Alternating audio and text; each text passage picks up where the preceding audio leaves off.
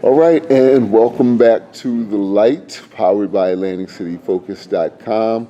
We are here actually recording in the WHYY studio, so who knows, maybe in another 5 years I'll have a WHYY show. But in the meantime, just ran into a friend of mine, Terry Johnson. We just met, but already I feel like we're fast friends. So we were discussing a mutual friend of ours, the late, great Earl Harvey. So before we get into Earl, though, Mr. Johnson, I'm going to ask you to introduce yourself and tell my listeners and viewers a little something about yourself, please. My name is Terry Johnson, and I spent most of my career working as a journalist. I worked for publications like the Philadelphia Inquirer, Newsweek magazine, and senior editor at the Village Voice in New York. And just sort of around in journalism, various newspapers across the country. And for a long time, I published my own. It's like a mass literary journal called Real News, and a business magazine called the Business Review.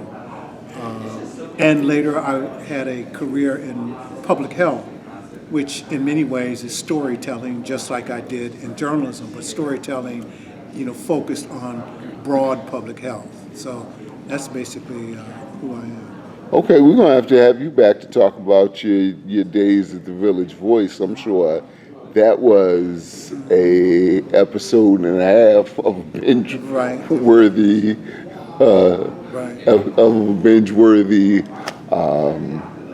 situation. Right. But anyway, we both knew Earl Harvey, and I was telling you he was like the big brother that I never had. But how did you meet Earl Harvey?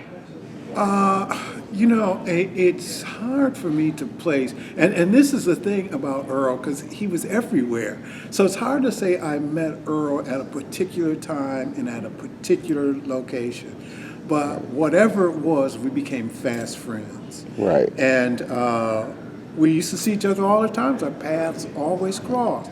And especially when I was doing independent publishing. That's when Earl, because he used to place ads in my publication. That might have been how I actually met Earl. But, he was just every place, and he was a big personality. But that was my initial contact with Earl. And then when he started his publication, he asked me to show him how to put together a newspaper. And I, helped him design his first 2 issues. Right. We're here at the Black Men in Media event, and it does seem, I guess he's been going so long now that you don't expect to see him, but 5 years ago, it would have been weird not to see him at this event. Absolutely. It would have been weird not to see him at an event like this. But Earl would have bought something really important to an event like this. Because in many cases, an event like this, people talk about journalism from the gaze, from the white gaze, or from the white newsroom. But Earl had that experience of, working in the black community, and the black gaze was very important. I mean, Earl knew what black joy looked like, and he helped put those kind of things together, and he was a joyful cat, you could say that about him. So, that's why I think Earl could add something significant to something like that, knowing how the world looks through the eyes of black people, and only having to satisfy the black gaze rather than to satisfy the white gaze or the white gatekeeper. So yeah, that's why Earl was significant. Right. And I think what a lot of people don't know from the outside looking in is that when we who represent black journalism, whether it be for a white outlet or for a black outlet, we are there with Daily News and other more powerful white constructs. Anyway, we're on the same red carpets, we're in the same rooms, press pools and things of that nature. So we when we're allowed to have access, we do occupy those same spaces. But can let me just add this.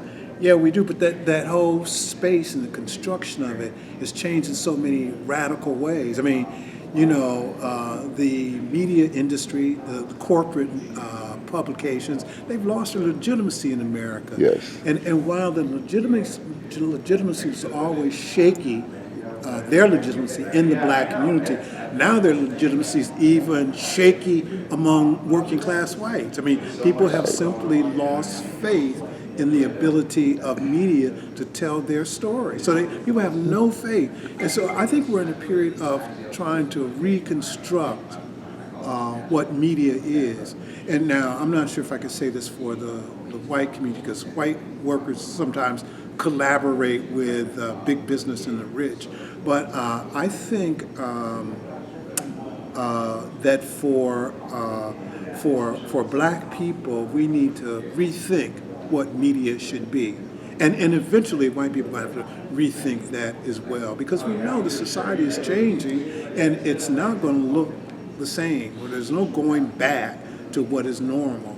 A new normal is being created, and in the media, particularly I think the black community really has to make that adjustment and find new ways to have our voices heard among ourselves.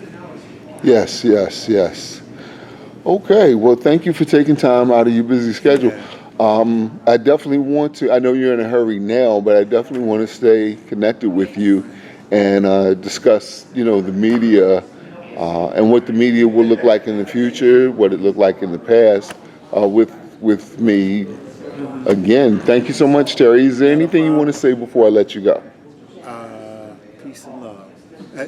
Love is the way. Love is the way. Love is the way. I got to add this one. I heard a guy the other day. You know what? It was Louis Farrakhan. Okay. And he was saying there's one religion, and that religion should be treat your neighbor as you would treat yourself. You see, that's the primary thing. He said he learned that from Elijah Muhammad. And I was telling him, that's absolutely right. I don't care if you believe in Buddha or whatever or anything, but if you live by the idea to love your neighbor as you would love yourself, then that will make the world and the species, the human species, a different kind of thing. Hey, I do have to ask you one, great stuff. I have to ask you one more question. If somebody wants to get in contact with you, are you on Instagram, Facebook? How's the best way? Facebook, I'm on Instagram and I'm trying to move in that space a little bit better. But, my thing is like Facebook. I post on there almost every day, almost as much as Bob Lott does. Okay.